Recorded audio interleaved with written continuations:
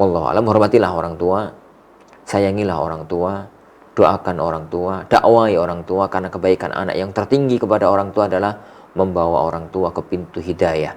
Bismillahirrahmanirrahim.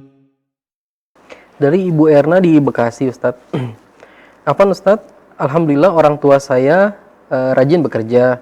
Dulu ketika saya kecil, beliau bekerja di sebuah pabrik dan perusahaan. Kini Ustadz, setelah saya dewasa, ternyata dahulu beliau menafkahi kami dengan uang yang tidak halal. Misalnya beliau menjual barang perusahaannya tanpa izin dan meminjamkan uang dengan cara riba. Semoga Allah mengampuni orang tua saya. Bagaimana sikap kami sebagai anaknya kini Ustadz?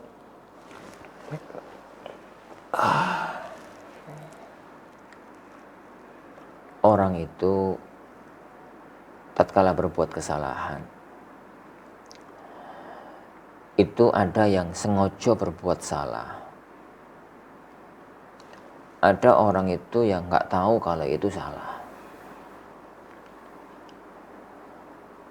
Ana nggak tahu orang tua antum itu, orang tua anti itu berada di posisi yang mana. Apakah berada di posisi yang pertama, orang yang sengaja berbuat salah, tahu kalau itu haram,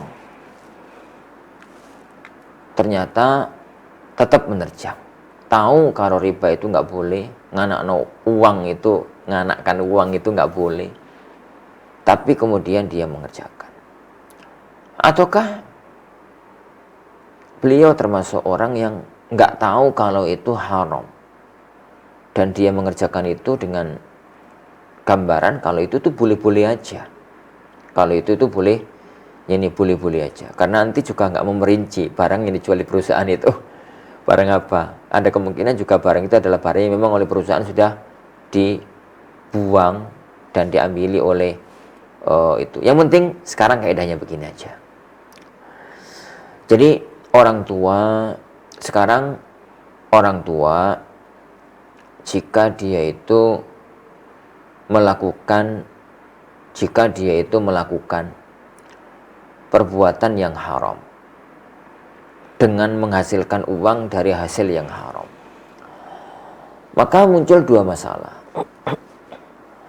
Ada kemungkinan dia berbuat haram untuk mendapatkan uang itu, semua uang yang dia dapatkan murni dari itu. Itu kemungkinan pertama. Kemungkinan yang kedua, dia itu tidak murni. Dalam arti tidak murni, ada pekerjaan halal tapi juga ada pekerjaan haramnya. Lah, untuk yang kedua nggak ada masalah.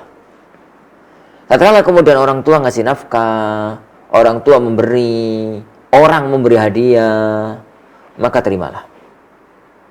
Dan itu nggak ada efek untuk yang diberi, karena di dalam hartanya ada harta halal. Makanya Rasulullah Shallallahu Alaihi Wasallam menerima hadiah dari raja-raja kafir, dari Muqawqis, dari yang lain.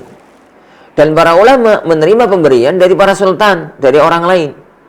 Padahal maklum bahwasanya orang kafir itu nggak kenal halal, nggak kenal haram. Tapi Rasulullah SAW tetap menerimanya. Para ulama dulu juga sebagian yang menerima pemberian dari para sultan, para penguasa. Padahal kita tahu penguasa itu rata-rata hartanya itu nggak murni halal. Kalau memang ini yang terjadi, itu yang nampak bagi anak. Karena pertanyaan anti tadi, bapak saya tinggal kerja di perusahaan, tapi ikut jual-jual barang-barang perusahaan. Berarti beliau itu ada kerja halalnya, gaji yang didapatkan. Tapi ya gitu, kecampuran jual barang-barang milik perusahaan. Maka tatkala bapak anti itu ngasih nafkah, maka insya Allah subhanahu wa ta'ala nggak ada masalah bagian. Sama sekali nggak ada masalah insya Allah subhanahu wa ta'ala. Hanya kewajiban anti sekarang itu adalah bagaimana ngomong yang bagus sama orang tua agar hal-hal yang kemarin diistighfari dan diselesaikan. Kenapa itu? Karena itu hak manusia. Yani karena itu adalah hak manusia, hak perusahaan. Ngomong sama manajernya, ngomong sama direksinya, dulu saya berbuat begini untuk membebaskan urusan akhirat orang tua dari beban besar yang akan menantinya nanti di alam akhirat kalau memang yang dijual adalah barang-barang yang enggak milik dari bapak kita tersebut. Adapun itu yang berlalu, yang itu yang sudah, maka itu tidak ada apa, tidak mengapa insyaallah subhanahu wa ta'ala bagi anak, karena yakni ada harta halal yang itu didapatkan atau yang diperoleh oleh orang tua dari hasil kerjanya dia di perusahaan tersebut.